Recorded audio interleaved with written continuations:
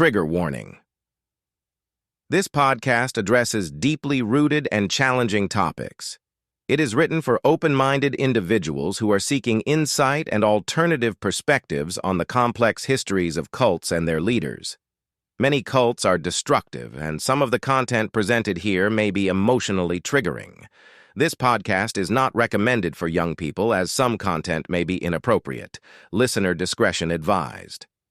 Welcome to Cult Following.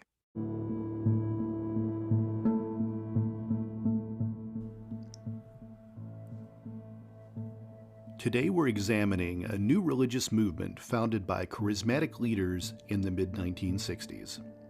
This controversial religion developed a theology melding esoteric biblical motifs with psychoanalysis. It may have influenced the likes of Charles Manson and the son of Sam, David Berkowitz himself.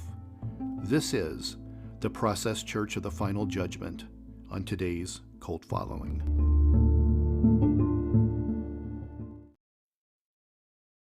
Hi, Dr. Katie. Hey, Todd. How are you? Well, here we are. We're back again. We are. I'm very happy to be back, as always. We're down one host today. Lisa is exploring Germany as we speak, so hopefully she's having a fun trip. Yeah, I'll be really excited to hear about that trip and how that goes. I've never been to Germany, so she's always traveling somewhere around the world to some weird exotic location. And although this isn't so much a weird exotic location, she's going to this little German town that's like a giant Christmas bazaar every year. It's like apparently one of the coolest places to go shopping for Christmas stuff in the world. Oh, that's neat. I've never heard of that. Is Saint Nicholas a German saint? I can't remember, but I know Germany has a deep connection to Santa Claus and Christmas and all that. I'm not really sure, but yes, that's true. I always think of Krampus when I think of Germany. That might be Austria. Maybe somebody knows the answer to that. The lines are all blurred right there on those borders. I should know more about Germany. It's my heritage. But it's interesting that she's in Germany, though, because I was thinking about this before we started recording today, about Germany's really strict cult laws. It's actually, Europe in general has a lot of rules regarding cults, but Germany actually has more than anyone, probably for good reason. But I was doing a little research before we got on today, and these questionable groups, this is how they describe it: entities espousing a worldview and new religions. These types of groups can be illegal, and they can arrest you, put you in prison for doing this. So I was looking, there was actually a really long list that was posted on a German government website of kind of new religious movements and companies and things like that, universities that are illegal to function in Germany. So Fiat Lux is on the list, which some people may know as an MLM group, which is luxury jewelry. So it's an MLM, totally against the law in Germany. Universal Life, which is the Universal Life Church, which most people get ordained as a minister in to marry people. The Unification Church, which is the Moonies. Any group with a pagan background. Osho is banned. Next one is really weird. Transcendental meditation is illegal in Germany. What do you think about that? That's interesting. I'm wondering if they have really gone to the other extreme with those laws. Yeah, TM is apparently considered a cult in Germany. Landmark education, which, a lot of people know about taking landmark classes. There's landmark facilities all over the country. Landmark is illegal. Scientology is in a huge legal battle with the German government to not have that be. They're probably one of the most outspoken of that rule, that law. Anything that deals with occultism or Satanism, and of course, multi-level marketers. So anyways, I just thought that was an interesting little side note, thinking about Lisa in Germany, and she doesn't have to worry about any cults while she's there. But That's true. I mean, I can understand the basis for putting those laws in place, at least on some level. But, I also think that I don't know, that might be a little strict. It's interesting because I think Americans get spoiled with our Bill of Rights. Freedom of religion, freedom of speech, freedom of, all the stuff we can have. You can't do this in other countries. You say the wrong word in Paris and you're in jail, and United Kingdom, people don't own guns there for very specific reasons. And I think Americans just really take advantage of things. You remember that kid? This has been a long, long time ago. You remember that American kid who was caned in Thailand for graffitiing something? And how big of a national story that was. Americans take liberties with their liberty, and they push it on people in other countries. And I think probably Germany, particularly probably, the fascists that were there, the Nazi party, they probably have a good reason to be critical of anything new that might become, bad. I know a lot of some of the things I didn't mention that are outlawed there, like a lot of right-leaning organizations are outlawed. So yeah, they definitely keep a vigilant eye to make sure nothing new springs up and grows there. Yeah, I think, based on, your history, where you're coming from, it could make sense that you would go in that extreme of a direction with it. You've heard me talk before, in our podcast, and just, at different times about my issues with the state of Kentucky. And some of the problems in Kentucky is generational thinking, I believe. You get a couple of counties in and people are racist and bigoted, and it's because their dads were and their grandpas were, and that's all they've ever known. They don't know anything beyond that, what they've always learned from their parents. And I don't know if psychologically there's something to this or not, but if you think about it, in Germany, we're barely 3 generations removed from World War II. It's not even been 100 years. So I guess for them, it really probably is still, you may still have the thinking of a parent or a grandparent, which could put you in that line of thinking that, you might still have a living relative that thought like the Nazis did, And do you think there's anything to that kind of that generational way of thinking? I do think that there's generational family dynamics and thinking and, religion. I think all of that plays a part in the way that families continue to work together. I think, there is a thought construct there of some sort. I think, people grow up maybe politically or what religion they are, all as a result of maybe what their family, your mom and dad were Democrats. Well, that may be the first thing growing up. But it is fascinating. I think one of the things, I mentioned that occultism and Satanism is something that Germany has outlawed. And that's really kind of a little bit about, that kind of leads into the process church we're going to talk about here today. And let's jump into it, because this is an interesting one. This kind of has a little bit of a callback to one of our first episodes with the Manson family, which will be interesting to bring up here in a bit. But I'm going to jump into the origin of the process church, and then we can take this apart and let the listeners decide whether this is a cult or not. Are you ready to go? I'm ready. All right. Well, here's a little bit of the origin. The Process Church of the Final Judgment is commonly known as the Process Church, and it was a religious group established in the UK in 1963. Its founders were the British couple Marianne MacLean and Robert de Grimston, and this church spread across parts of the UK and the United States during the latter 1960s and 70s. They developed a distinctive theology based on 4 gods: Jehovah, Lucifer, Satan, and Christ, and they were collectively referred to as the great gods of the universe. Now, accordingly, these deities were not worshipped by the churchgoers. The church stated that Jehovah is strength, Lucifer is light, Satan is separation, Christ is unification, and each member was instructed to follow the god or gods which were best suited to them. Each individual was understood as a combination of two of these gods. The church taught that an individual's personality and relationships could be explained by reference to which gods he manifested at any given time. None of these deities were considered evil, which I think is interesting, but they're basic patterns of human reality.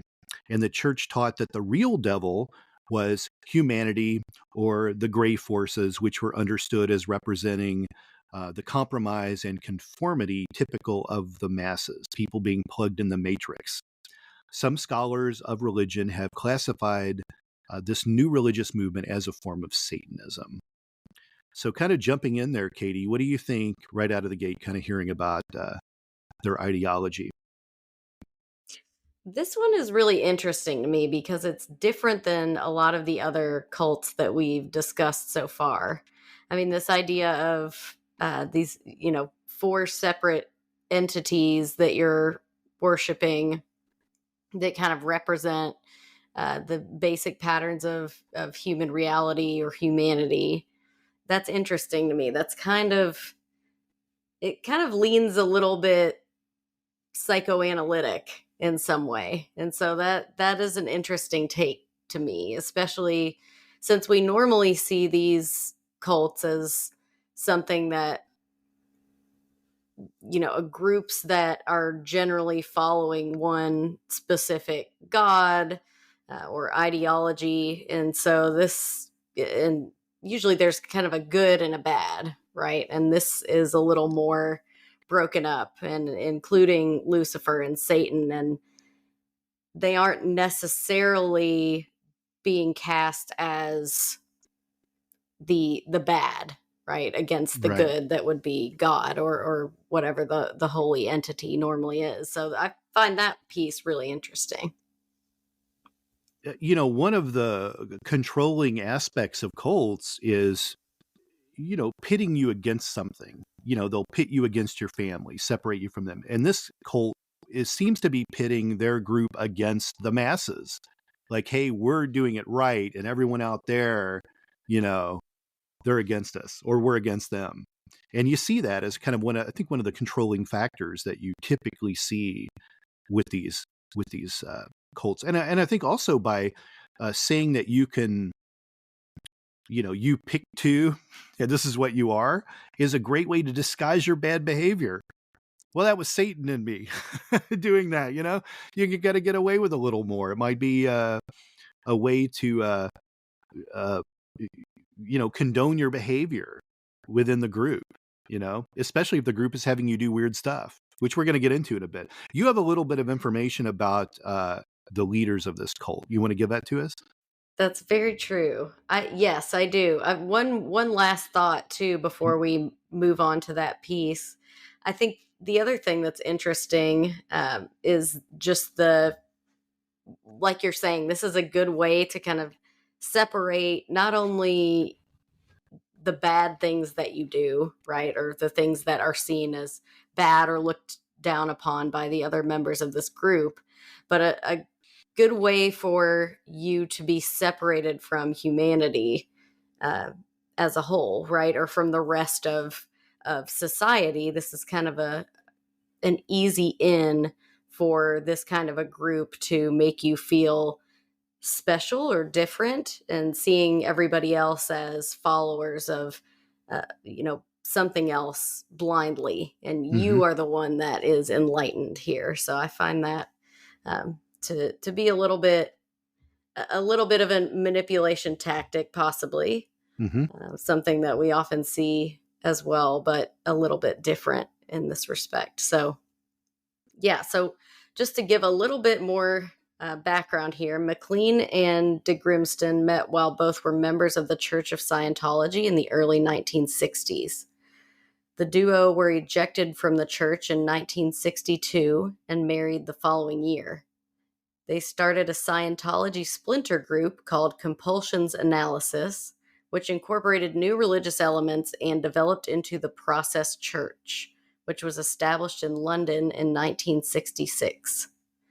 Its members initially lived in a commune in Wayfair, West London, before moving to Mexico's Yucatan Peninsula. They later established a base of operations in the United States and New Orleans. The Process was a creative organization characterized by ritual innovation, non-conventional sexual and living arrangements, and a publication strategy that produced distinctive, arresting magazines. So something a little bit different here as well. Its members were known as processians, and they wore dramatic costumes that were highly visible on the streets of American cities in the late 1960s and early 1970s. So that's a pretty good visual image there for you. Hippies. Yeah. They're always hippie cults, aren't they? I think I'm just imagining like a combination of the hippie culture and then, they mentioned New Orleans. And so now I've got this whole idea of Mardi Gras and that whole cultural aspect as well. So many started in the 60s and 70s, it's crazy. They really did. I know you have more stuff that you want to read about, but I'll just interject really quick. There's kind of an old saying that like kids rebel against their parents. They don't want to do what their parents did. If your dad was a letter carrier, the last thing you want to do is be a public servant of some sort. You're going to do something else. And if your parent was, an actor, the kids of actors aren't going to necessarily want to grow up to be like that or have that lifestyle, So you see like rock stars and celebrities of all types with kids that are going a completely different direction than what their parents did for whatever reason. So I don't know, in the world of psychology or sociology or whatever it might be, why that is, that kids don't want to do what their parents did. But I think when you look at the baby boomer generation and you kind of see how those kids grew up and even the kids of those kids that would have been around in the 60s and 70s, why there would be a good need to rebel and what would be more of a rebellion from what the parents of the 30s and 40s and 50s were like than to, have the free love movement of the 60s and have much different kinds of religious freedoms. And you start to see things like Buddhism and Hinduism coming into America and, a lot of different exposures.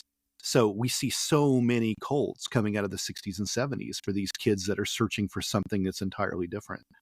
I don't know if that's a good thing or a bad thing, but clearly in the case of cults, it's a bad thing. I think that's a really interesting point. It makes me think, like you're saying, they were moving away from that idea of conservatism that was in place in the 50s, right? And before that. Mm-hmm. And so we kind of see a shift away from that societally, or at least culturally or subculturally.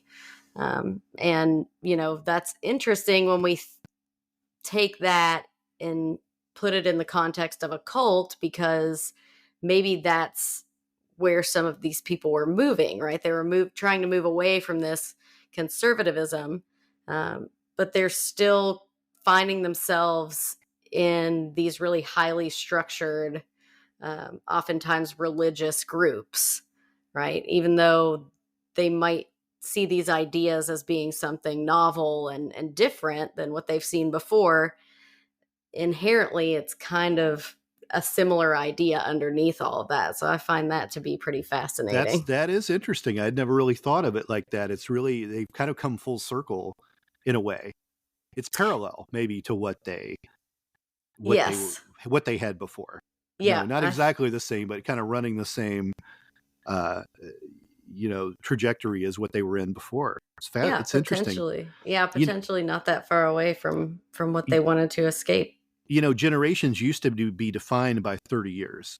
A generation was every 30 years. And then when we got close to the turn of the century, that narrowed, and now generations are, 15 to 30 years. But generations are spinning quicker and quicker and quicker. And it's hard to almost keep track of where we're at with nostalgia or kind of throwbacks to other things. So you think, well, if you look at, a generation going by and you take 30 years past the 60s, and you had a grunge movement, which really mirrored or was parallel to what you saw with the 60s. Really a very distinctively different type of raw sound that was uniquely different than anything you had in the 70s and the 80s. And you kind of maybe want to skip ahead 20 more or 30 more years and then look at where we're at today with the kids that have grown up with a culture of the internet and also getting COVID and the whole problem, all of this post-COVID problem of, no jobs, or maybe people just not wanting to work jobs, or being kind of maybe psychologically damaged from not being able to spend time with their friends their senior year or do the things that are typical of what a senior in high school would do. No proms, no graduations. You strip all that stuff from people. You isolate people. You take away their income. You take away their job. And we might be moving into another period of some weird counterculture that's happening. I think it's yet to be determined. Do you think there's any weight to that? I think it's very possible. There are definitely things that have happened, like all of the things you just mentioned, that could definitely lead to something like that happening again. And I wouldn't be surprised. I mean, that's a very different way to experience a young life and to grow up than anything that we've really seen or encountered before. And so that's going to come with some new ideas and subcultures and a different cultural movement. Lockdown, I owe the success of my first book to lockdown, because when people couldn't go anywhere or do anything, I mean, the world could have ended. No one knew what was going to happen with this contagion that was out there, and spiritual books flew off the shelves. Like, it was crazy how many people were downloading them and reading. Like, it was crazy what people needing to connect with something, to figure out what it all meant. And of course, you get the spiritual people that are, this is the incoming, It's so a very odd time very weird, crazy thing for us to live through, Yes, but I agree. It feels surreal now that it even happened that way or during our lifetime. So yeah, I'll be interested to see the long-term impact of that. But there will be studies. You'll have them before anyone. Yes. Yes. And I think that it is and will shape how people have grown up and how we all move forward. And yeah, I think when you're isolated like that, you tend to be forced to be a little more introspective and touch on those spiritual pieces. So I'm not surprised by that. Speaking of isolation, you have a little information on their communal life. Do you want to tell the listeners about that? I do. So the communal life of the church members was very strictly regulated. Among group members, sex and the use of drugs and alcohol were strictly rationed. These practices were regarded as a distraction from spiritual work. Men and women lived separately and were expected to be celibate. Since most were in their early 20s, that didn't really work out very well. There were children born, and when they were, the parents were not allowed to raise them. So families in this group were seen as obsolete. Sect leaders believed breaking families up was the ethical thing to do. And it's a throwback to what we just talked about the rebellion of kids in the 60s. What did those 60s kids grow up with? Family life. And here they're saying families were obsolete. So very, very interesting. Almost proves our point a little bit in terms of how people want to rebel against how their parents live. Yeah, the celibacy piece is a little bit different than what we normally talk about as well. So with the free love of a lot of these cults, right? Yeah, right. Yeah. And even if they're communal, it seems like celibacy just isn't a part of it usually. I don't think we have the information here, but I did read in some other places about how they regulated drug use and how they were really against people being on any kind of illegal drugs or alcohol. They were okay with nicotine and caffeine, but they really discouraged anything else because they wanted people to keep their eye on the spiritual practice here, which also was very different from, kind of the counterculture of the 60s. Although I should say, Americans got the hippies. Nowhere else in the world did. People don't like Europeans and Asians are really fascinated by what went on in America. They like cowboys, they like hippies, they like bikers because they didn't get that stuff over there. People don't realize that. Even disco music, although kind of based in Latin music, the disco was still something uniquely American, and Europe and Asia love that part of our culture. So there was a 60s scene in the United Kingdom, but it wasn't really the hippie scene. And because these people developed this the way they did, they might have just not wanted to subscribe to what the Americans were doing necessarily, or maybe didn't know about it. So, had this sprung up in San Francisco, it might have been a completely different story than it actually, being built in London or wherever it came up at. I wonder, this also makes me think about, could this have been a draw for people who were looking to try to get away from their own drug or alcohol use or abuse? Mm-hmm. Yeah. I was just looking up when AA, Alcoholics Anonymous, was originated, and it says it was originated in 1935. Wow. So it was a bit before this, but I'm kind of seeing similarities as far as maybe a place where you could go with a group of people and there's somebody there that's trying to help regulate that use. And if this could be a place where you might feel safe to try to move away from that and more into a spiritual light. Yeah. We obviously, this is an audio only podcast, so people don't really get a chance to see the imagery, but what you have, with De Grimston is you had the typical, creepy bearded looking Jesus savior figure that would run a cult. And the symbol that they chose is very swastika influenced. Not quite a swastika, but at a first glance, you would see that. And of course, you saw black and white propaganda. You saw their swastika-like symbol on all of their propaganda. And I don't know if I agree with you, Dr. Katie, that people would go there to get help with liquor after seeing the imagery and then also coming in. And I mean, what person doesn't know about Satan? So once you mention a Satan is one of the people you worship, how does that not scare people off? Yet this group got hundreds and hundreds of followers. That's true. That's true. I just think sometimes when people are looking for an out or looking for some kind of an answer, they'll go anywhere. Maybe they'll go in directions that they would not normally go. For sure. Yeah. Well, what else you got about, what else did you research and find out? So unlike other satanic groups active during this same time period, the Process Church did not practice magic.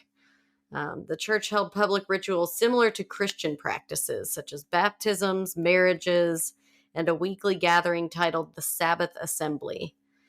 Baptisms were performed at every elevation of status in the hierarchy of the church. The processions sang solemn hymns to the four deities during the assemblies. And in 1974, McLean and De Grimston separated. The latter tried to continue the group with a small following, but this ended up folding in 1979. McLean retained the allegiance of the majority of church members, reforming the group as the foundation church of the millennium and taking it into an explicitly Christian direction. The organization was eventually reorganized several different times. Which will probably come as a surprise to our listeners when we get to the end here. We're not going to spoil it yet, though. I have a couple other things to mention about this. Obviously, this seems like a pattern with almost every episode, but this has the typical hallmarks of a hippie counterculture cult. A distinctive theology, Scientology influence, distribution of propaganda, communal living, non-conventional sexual arrangements. We see this over and over and over again, don't we? We do. So there are some things that are pretty strikingly different, and that will become more apparent as we move through the episode here, like you just mentioned. But I think, yeah, all of those basic hallmarks are there. I do think it's, I don't know, the description of it as a satanic type cult. I think for me, just based on the way that it's structured and the way that they are practicing, to me, it doesn't come off that way. Um, it still seems a little bit more uh, kind of Christian based in Christianity or a sect of that. And they've just kind of separated. It had me at Satanic Church when it mentioned Lucifer and Satan. I think on the surface, right, we're not used to seeing those figures be a part of the bigger pieces of worship, right? And like we mentioned earlier, this cult seems to have not separated things into, this is definitely good, this is definitely bad. Instead, it's all of these things are kind of inside of us. You pick two. And so I guess, technically they're worshiping Satan. I think just at the foundational level, it still seems very Christian, evangelical based to me. So it's an interesting blend, I think. I have a couple of additional facts. Marianne McLean had spent a year in the United States and had a relationship with the boxer Sugar Ray Robinson, and worked as a high-end prostitute in London, servicing prominent figures in British business and politics. Very interesting start for a cult leader. McLean joined Scientology and began working as an auditor at the London branch of the Church of Scientology. And for those that don't know, auditing in Scientology is one of the most common practices there. And it's an activity where a trained Scientologist is known as an auditor, and they listen to and ask a subject various questions. And through auditing, the subjects are said to free themselves from barriers that inhibit their natural abilities. And it's also kind of the stepping stones for going up in the organization at Scientology. So you're audited constantly. And, some people will call that a brainwashing technique. Some people just, they call it therapy. Sometimes that's what it is, a therapy session. And sometimes it's more like a quiz to see what you know about Scientology. I can't, I'm not horribly against Scientology. And I've read Dianetics and I know a lot of Scientologists. And I think it's fascinating how their organization works. But we have someone that's skilled enough in Scientology to become an auditor, because you do need to be very skilled in it. So she certainly had a little bit of that foundation rooted in her when she decided to start her own thing. Another interesting fact was it was in Mexico that the group clarified its hierarchical structure with the de Grimstons at the top, and they started referring to themselves as the Omega, and others below them were regarded as masters, and then there were priests, and then there were prophets, and then finally there were messengers. What do you think about that? I always bring this up because I think it's always fascinating. Like Keith Raniere is the vanguard, I'm going to start calling myself Imperious Leader in this podcast. Right. Katie, refer to me as the Imperious Leader. But they do always seem to move into, different, this hierarchical structure and different special names. Do you think that they sit around and they go, hey, what should we call ourselves? Let's call ourselves the Omega. And someone's like, no, the de Grimstons called themselves that. And this, okay, well, what if I call myself Vanguard? No, you can't call yourself that because Keith Raniere called himself that. And like, do you think that goes on? And they're like, we can't use that guy's name because, it's like a round table meeting. Maybe, right? I'm like, why wouldn't they use Alpha? It's the first option. There's an A. Alpha 1, then everybody can find you in the phone book. Some people probably don't know what that is anymore. There was an Alpha in The Walking Dead, so they did cover it on that show. But I always, I know it's nothing really. I guess I try to make more of it than it really is, whether this is incredibly narcissistic to call yourself, by this nickname. Like, why can't they just be their names? Why can't it just be, Marianne and so running the show here? Why isn't that good enough? Like, I mean, even the podcast I do for Father Dan, the Karate Priest, sure, the Karate Priest is his nickname, but we still call him Father Dan, Right. Why is it not good enough?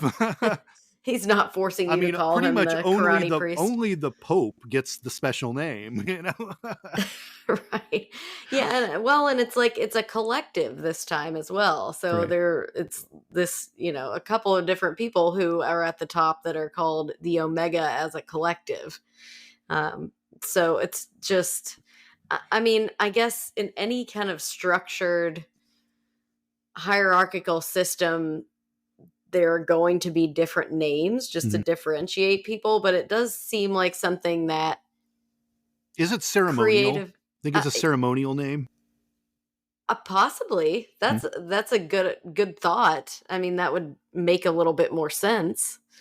I think it's the most interesting piece is that it's always something very grand, right? Very grandiose sounding, the Omega. So yeah, that's a common one in the cults that we have covered so far. We even had a pope we talked about in a recent episode. Remember, we had an episode where the guy called himself a pope. Yeah. By November of 1966, most of the process members were back in London. Between the end of that year and 1967, the process began to operate as a church. It became increasingly evangelistic and focused on attracting new members. It opened a library and an all-night coffee shop known as Satan's Cavern. It also began issuing a magazine, at first titled The Common Market and later renamed The Process. The church's activities attracted the interest of a number of celebrities active in the realms of music and cinema, among them Mick Jagger and Marianne Faithfull. So, what is it about these crazy cult groups that celebrities just want to rush to join them? That was my exact thought. I was also wondering, what is it? Is there some mutually beneficial arrangement? Do the celebrities actually buy into this ideology, or are they just kind of drawn in by the idea of power or this, this pedestal of godliness that's offered? Do they expect that they will be in the upper echelons with the Omega or whoever the leader would be, or are they really drawn in as a member on the ground floor like some of the other people would be? I'm always curious about that. Well, it's fascinating because obviously, I think everybody knows about the famous Scientologists, the Tom Cruises and the John Travoltas of the world, and of course you've had Mormon families like the Osmonds that have been very pro-Mormon and what they've done. The Jacksons, the Jackson family, Michael Jackson, Jehovah's Witnesses, very open about that. NXIVM, of course, had a ton of, mid-level celebrities that were there. So there is certainly an attraction to these things, and not that I'm necessarily lumping the Mormons and the Jehovah's Witnesses in as cults, but, a lot of very, interesting types of religions, new religious movements, spiritualities, what have you. These people are attracted to it. Yeah, I agree. I think there's some draw there. There's some connection, and maybe it's, maybe it just so happens that they're celebrities and they have a personality that kind of aligns with being interested in joining something that could be considered a cult. Sure. Or maybe they are offering something else like money or, some other connection. I think it's hard to say, and maybe it's a little bit of both. It could also be urban legend or something too. Mick Jagger could have just happened onto one of those churches after playing out one night, and just walked in the wrong bar, or decided, oh, Satan's Coffee House looks pretty good to go to. I'll pop in here. And then it's just lore, right? That like, oh, well, it attracted him. Well, he attracted him for a cup of coffee, and maybe it never went any further than that, As a millennial myself, I have to say Satan's Coffee House sounds like a new Satan's age Cavern, hipster. Yeah. Satan's Cavern, yeah, Satan's which is the coffee Cavern. house. Yeah. It sounds like a new age millennial gentrification of coffee to me. I have to just point that out. Oh, that's funny. I think that could potentially draw some people in still now. Probably, I wouldn't be surprised. Yeah. from late 1968 onward, they began spending most of their time in the United States. The church opened chapters in many U.S. cities, the first of which was in New Orleans. Several European chapters followed in Munich, Rome, and London. In the early 1970s, it opened its largest chapter in Toronto, Canada, and it's believed there were only a few hundred members in each chapter. Speaking of celebrities or the infamous that were part of this, why don't you tell everyone about the Charles Manson connection? Because we did a very compelling, very popular 2-part episode on the Manson family, and we dug into Charles deeply. One of our first episodes we did. So it's kind of interesting callback here about how Manson came to be associated with this. It is. So, yeah, unexpectedly, at least for me, first diving into this particular cult was that Charles Manson popped up as someone that was connected, possibly.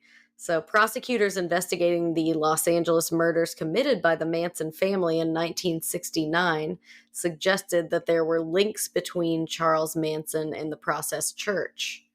Although no proof of such a connection was ever provided, Vincent Bugliosi, the prosecutor of the Manson trial, later suggested in his book Helter Skelter that Manson may have borrowed philosophically from the Process Church. Although no connection between the Process Church and Manson was ever substantiated, the group's reputation was damaged by that association, and they began softening their image and limiting their satanic elements at that point. And for those listeners, if you want to go back and listen to the old episode we did on the Manson family, we do discuss in that when he went to San Francisco, remember he left from Kentucky to go to San Francisco. And when he got to San Francisco, the two things that he got into was the Satanic Church, which at the time, we didn't have any data on what that Satanic Church was, and Scientology. He dabbled in both. And those were the things that influenced him before he ever went to LA. And the Manson family didn't actually get assembled until he got to LA. And he took that data with him. And what do we have here? A Scientology connection and a Satanic Church connection. And this could have likely been the Satanic Church connection that he was part of. So I have a little bit more to add to this. In his 1972 book, The Family, Ed Sanders alleged that Manson had been a member of the Process Church, with evidence citing the fact that Manson once lived on the same road as the church's San Francisco location. That year, the church took legal action against Sanders and his U.S. publisher, E.P. Dutton, in the District Court of Chicago, and the allegation was retracted from future printings of the book. What do you think about that? Is it possible? I mean, come on. You're living on a street in San Francisco, walking up and down that street, you see the Satanic Church, you're not going to pop in if you're Charles Manson? Come on. I guess the question is how many satanic churches were available to visit. I know. Maybe he did find another one. I do think it's interesting that it was retracted from future printings and that it was never actually substantiated. I mean, I could see that either being true or not. I have trouble, there was more faith in journalism. Not that a book is necessarily journalism, but there was a little bit more faith in journalism in the 70s. Now, no one believes anything they see. Everyone thinks it's clickbait or AI is writing something. No one believes what reporters write anymore. But the author of this book, it wouldn't have been difficult to figure out where Charles Manson lived and where the location of a business was. I just can't see how this is a fabricated thing, because those are easy records to find. It's, there is a record of where the Process Church was at in San Francisco. So did Manson live on that same street or not? Because there's probably some evidence to support that, and probably people still alive that could support that. It's very likely he could have, and why single that church out, if it wasn't true? That's true, especially just because it wasn't, it wasn't a Scientology scale of church or movement. Right. And so, that's a very good point. Another interesting connection is the son of Sam, David Berkowitz, and his connection to the Process Church. It's long been argued that David Berkowitz didn't act alone in his kind of his crime spree, and that there were two possible church members that were his accomplices, but those two members were never brought to justice and never really named. And of course, David Berkowitz, thought the devil was talking to him. That the devil was in a dog. Like, I mean, this guy was out there and definitely had his satanic connections. So very interesting thing there. But this, like all cults, it fell apart, and you've got the breakdown on how that happened. You want to tell everyone about that? I do. So the relationship between the de Grimstons grew strained. Robert had begun a relationship with a younger woman who later became his third wife, and they also disagreed on the general direction of the Process Church. So McLean believed that they should declare the satanic phase to be over and be replaced by a Christian phase, and Robert disagreed. So in 1974, the de Grimstons separated officially. Robert took a minority of the group members with him, seeking to continue the Process Church in a manner similar to its original form. And then subsequently abandoned that project in 1979 when he moved professionally into business. So most of the church's members retained their allegiance to McLean. She renamed the church as the Foundation Church of the Millennium, which in 1977 became the Foundation Faith of the Millennium. And then in 1980, the Foundation Faith of God. Followers generally refer to it just simply as the Foundation. The group defined itself as a Christian church, which required its members to believe in the Trinity, the divinity of Jesus Christ, and his second coming. It also promoted a healing ministry, which was influenced by Pentecostalism. And like the Process Church, membership was organized according to that hierarchical system of degrees and led by a 9-member council of luminaries. That's what we're going to call ourselves from this point on, the three of us, luminaries. We're luminaries, with Todd as the imperious leader. We'll let you believe that you're the imperious leader, Todd. The imperious leader, for those that aren't sci-fi nerds like me, was the imperious leader was in Battlestar Galactica. It was like the leader of the Cylons. It was the imperious leader. Okay. Anyways, I have a little bit more to add. McLean's principal collaborator in the group was longstanding church member Timothy Wiley. In 1977, he founded a group in New York City called The Unit, which he regarded as being part of the Foundation. McLean disagreed with this move and sued Wiley. Although she lost, the Unit did disband, and Wiley then pursued an independent career in New Age spirituality with a focus on communicating with extraterrestrials, angels, and dolphins. So, Dr. Katie, what do you say to the patient that comes in your office and says, I've been communicating with extraterrestrials, angels, and dolphins? Are they immediately committed, or do you actually have some conversations with them? I usually try to have several conversations with them and, narrow down more specifics. But I would say that definitely perks my ears up if someone were to come in and say that they were communicating with extraterrestrials, angels, and dolphins. But that's not even the weird part. It's about to get weirder. It is about to get weirder. And there's still kind of a bleed through into this next piece here with Wiley moving in that direction. It's very, very left turn here. So the rest of the group's going to start communicating with dogs. Right. In more ways than one. Things get really weird moving forward now. So in 1982, the Foundation Faith of God moved its base to Utah, where it ended up establishing an animal rescue refuge. So in 1993, the organization changed its name to Best Friends Animal Society and removed all reference to religious ideas from its statutes. In 2004, a feature article in the Rocky Mountain News publicly revealed Best Friends' origins in the Process Church.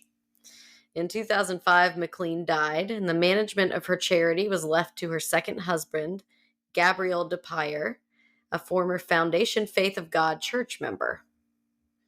So the group now cares for about 1,600 animals and facilitated nearly 27,000 pet adoptions around the country in 2019.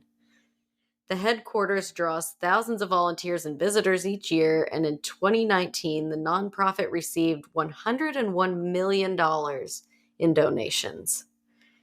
It's perhaps best known for taking in 22 of former NFL star Michael Vick's fighting dogs and for being featured in the National Geographic show Dogtown. So in 1989 and 1990, several former members of the church attempted to recreate it in Round Lake, New York. There were also reports of a revival group being based in Yorkshire, England. I'm jumping up and down here wanting to just comment on every word you said there. You start as a satanic church and turn into a $101 million animal rescue. And that begs the question, what was the ultimate goal here? Wow. Right? And what is with these church attempts to recreate it in upstate New York? Like, why do all the cults want to be like, oh, upstate New York seems like a great idea? You know? That is true. That has popped up in several of the cults that we've covered. What a ride. It was just certainly a journey from the beginning of this cult to where we ended up. When you read this, when I sent you the notes for this, did you expect where this was going to go? I definitely did not. I did not see it going in this direction. I guess one of the things is that I thought was, well, this is kind of a nice, happier ending as far as we know on the surface, at least. It's a much happier ending than a lot of the other cults that we talk about. Right. At least the information we have. And ideally, they're actually helping animals and doing something good in the world. For a little while, their website did have in the About section a little bit about the origins of this, of their operation, and then that's now been removed. So now it's just and the website is really impressive. I mean, this group really does rescue a lot of animals, and they set up these animals for adoption all over the country. So really fascinating. But one thing I couldn't help but think about was I think about, like, the imagery of this thing when it started. The kind of the satanic cross they used, the sort of Nazi-inspired cross that they used, kind of the images that they had, the colorful clothing, the Satan's Cavern or whatever the coffee shop was called, like all of this, even the propaganda magazine. And you can actually find the propaganda magazine you can look it up on Google and you can see the magazine. And it's, heavily satanic magazine. And you look at all this imagery and I can't help but wonder if it was fake and it was punk rock, because, like, if you think about that kind of counterculture, it's, these especially bands that play music like that, sinister music, they may not be necessarily living that lifestyle, right? And if shit came down the pike, they might be the first ones to run from it and be like, hey man, this is just an act I'm putting on. So you have this satanic church, and I'm making air quotes, and Mick Jagger's interested in it, but then, some bad stuff happens, and you get associated with Charles Manson, and you're like, oh, we better soften our image up because we're just messing around here. It's just imagery. Like, we don't mean any of this, And I can't help but wonder, when you turn into a dog sanctuary at the end, was it ever real to begin with? Like, I can't help but think at the end of this, was that imagery just there to be different? To be different than everything else? Does this make any sense? Do you even understand what I'm trying to say? Yes, it does make sense. I think I had kind of a similar thought. So that, I don't, it's just, they just had a lack of cohesion, I think, in the idea of what they really wanted this organization or cult to be. And so it just kept shifting and changing and went from one extreme to the complete opposite end, it looks like on the surface. But like I said earlier, underneath it still had that feel of being this just kind of religious sect, still pretty grounded in Christianity. as we know it today. And so I also wonder if that was just something that was used on the surface level, just based on the time that it was formed. Like you said, the counterculture around it, maybe the types of people that were getting involved. And then, eventually they wanted to kind of go back to what those original ideas were, and get back to that, and then ended up seemingly moving completely away from it. I mean, it sounds like there's no connection to any kind of religious aspect of this organization with the animal sanctuary now. Is that correct? Yeah, so far. So, they've completely scrubbed it at this point. Yeah. But they've changed directions multiple times. It might still come back. Who knows? Yeah. So maybe a lack of organization, although it seems like they were still pretty successful even as it shifted and some of the bigger players changed. We don't really know much about the financial structure of this, if this was a wealthy cult or not, but they did change names several times, and that's usually a tell. It's not that you just decide, oh, I don't like that name anymore. You change it because you're in legal trouble, or you're in tax trouble, or you want to kind of shift maybe the way your business is run or the type of business it is. So we do know that the name was changed multiple times, and that's usually for a reason, Yeah, that's a very good point. So it's one thing if like a couple splits up, and then, it's like, well, we can't call it the process anymore because I did it with my husband. So now I'm going to call it the foundation of whatever. And then you still change the name 2 or 3 times. Makes you wonder what is going on there. Like what's happening behind the scenes we don't know about. And maybe the goal was to get rich. Maybe that was the beginning of McLean thinking, hey, I'm going to turn this into a moneymaker. We'll get rid of the Satan stuff. We'll make it Christian. We'll evangelize, we'll get paid. So, right. But again, we don't know, and all these cults we talk about in research, no one's coming forward to talk about the inner workings. No one's showing up saying, hey, I was at the meetings. This is what went down, So that's a good point. It's I mean, nonprofits and religions or churches, right, mm-hmm. are kind of in a similar tax situation, and so that could have been an easy move to go from one to the next. We always talk about this, and that is, you from Nexium, for example, we hear from 4 or 5 people. Thousands of people came through and took those programs. That's undisputed. But we've only ever heard from like 4 or 5 people that talked about it. And with this, hundreds of members in each chapter, but no one's coming forward. It's hard to find anyone that's willing to be interviewed from this. In fact, the only interview I came across was from one of the kids that was at one of the communes that talked about his life growing up there. And he's an adult now in his own life. And he talked about all the problems that were happening in the commune. That's the only interview I've ever seen given. These people just seemingly vanish. And it's like this with so many cults. There were other members of the Manson family. We talked about that in the early episodes. Aside from, 5 people that we covered that were the main members and Charles, there were still dozens more that hung out with them on the Spawn Ranch. Where are all those people? No one's talking about it. No one's getting a book deal. No one's wanting to tell their story. No one's wanting to say, hey, Charlie wasn't so bad. These people just embarrassed about being part of it. You would think someone would have something to offer up one way or another. But no one comes forward. It's weird. Yeah, that's true. That is a little bit odd. I mean, there's so many possibilities for why that might be, but it would be very, very intriguing to talk to somebody who was in, especially one of these cults that's maybe not as well known, but still has some ties to potentially Charles Manson, Son of Sam, and some really bad guys that we all know about, and see what their thoughts would be on that, what their thoughts would be on whether this was genuinely a satanic cult that just eventually liked to save dogs, or or what which is better than sacrificing them, which is what the satanic churches usually do.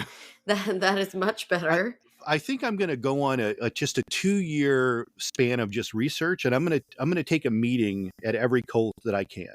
And then that way we don't have this problem in the future, Katie. When these cults all go belly up and kill a bunch of people or whatever it is that happens, I'll be able to say, hey, I was there. I went to that meeting on April 17th of 2025. I know what it was like there.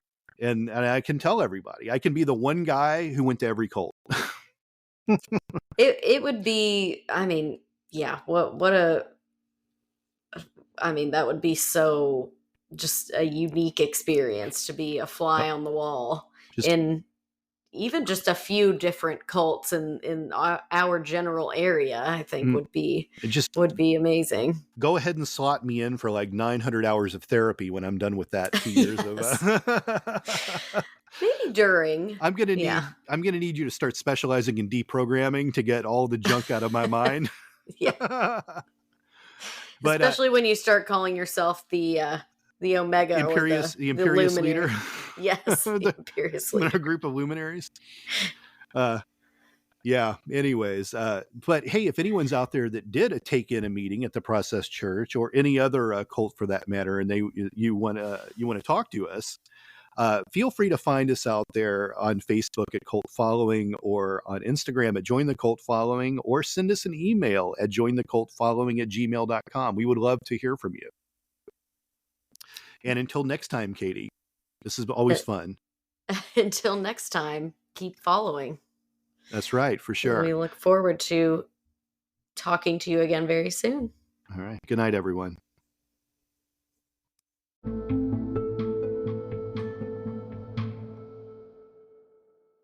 Metacortex Publishing hopes that you've enjoyed this presentation. Please take a moment to listen to some other podcast offerings from Metacortex Publishing. A quest is a search for something. And every week, the Quest podcast will show you how we know what we know through interviews with people that have incredible stories of dedication and perseverance. I'm your host, Todd Fischer. Join me in this thought-provoking and inspiring podcast of discovery. Find us anywhere you listen to podcasts.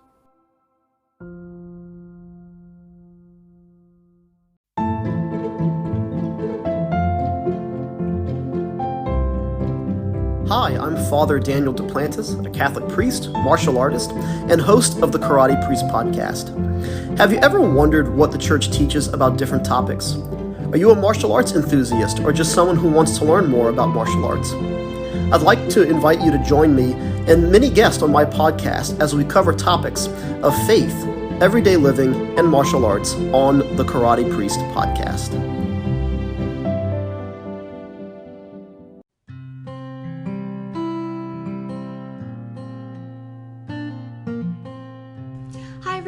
I'm Amber Rose, the religious hippie, and I host the podcast A Catholic's Perspective. Join me every 2 weeks as I release episodes targeted towards helping young Catholics navigate their ever-changing secular world while staying strong in their faith.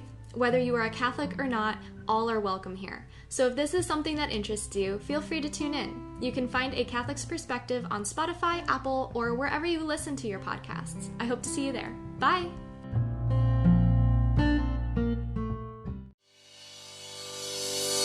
Thank you for listening to this podcast. Please be sure to rate and review this episode. This podcast is produced by Todd Fischer and Anthony Smith and is distributed by Metacortex Publishing. This podcast is copyright. Any previously trademarked or copyright content is used by permission. Information and opinions stated in this podcast should not be construed as medical advice. Please be sure to visit the official website for Metacortex Publishing at metacortexpublishing.com or find us on social media for other unique content.